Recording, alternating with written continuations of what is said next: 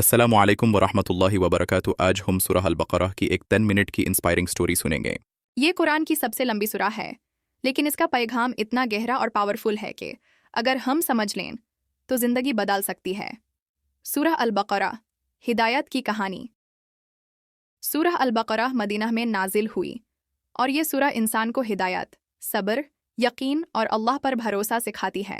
सूरह की शुरुआत ही एक बहुत गहरे पैगाम से होती है। ज़ालिकल किताबु ला रैब फ़ीह हुदाल लिलमुत्तक़ीन। ये वो किताब है जिसमें कोई शाक नहीं और ये मुत्तक़ियों के लिए हिदायत है। इसका मतलब ये है कि कुरान सिर्फ पढ़ने की चीज़ नहीं बल्कि फॉलो करने की गाइड बुक है। इंसान के 3 रास्ते सूरह अल-बक़रह हमें बताती है कि दुनिया में 3 तरह के लोग होते हैं। 1. मोमिनीन जो अल्लाह पर यकीन रखते हैं। 2. काफिरीन जो सच को जानकर भी इनकार करते हैं। 3. मुनाफिकीन जो ज़ुबान से ईमान और दिल से इनकार करते हैं। अल्लाह हमें वार्निंग देता है कि मुनाफिकत सबसे खतरनाक चीज़ है, क्योंकि ऐसा इंसान खुद को भी धोखा देता है और दूसरों को भी।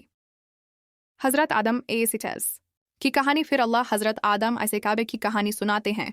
जब अल्लाह ने फ़रिश्तों से कहा कि मैं ज़मीन पर अपना खलीफा बनाऊंगा, तो फ़रिश्तों ने सवाल किया, लेकिन अल्लाह ने आदम को इल्म अता किया, चीज़ों के नाम सिखाए। इससे हमें पता चलता है कि इल्म इंसान की सबसे बड़ी ताकत है।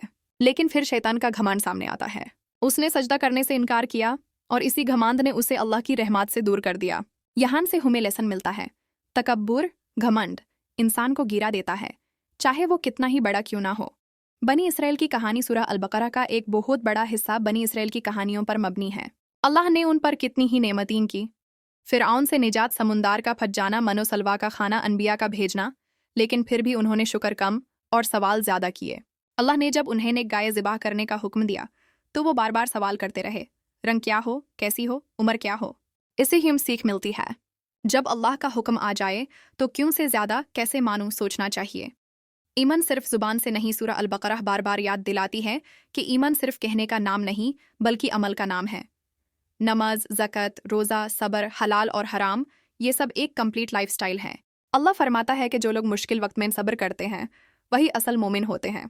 इन्फक और सब्र इस सूरह में अल्लाह के रास्ते में खर्च करने की बहुत फजीलत बयान करता है। एक दना जो 7 बालियां उगाता है और हर बाली में 100 दाने, मतलब अल्लाह के रास्ते में दिया गया एक छोटा सा अमल भी बहुत बड़ा हो जाता है।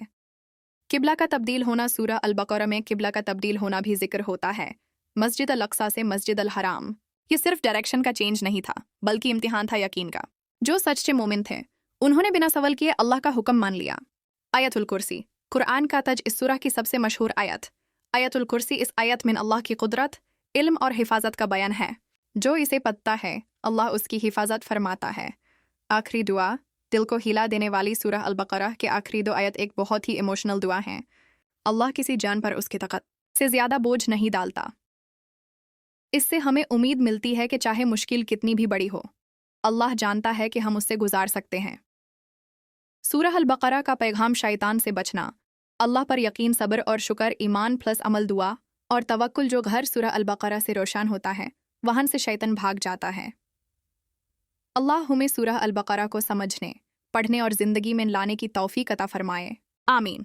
और भी इस्लामिक नॉलेज के लिए फॉलो करें।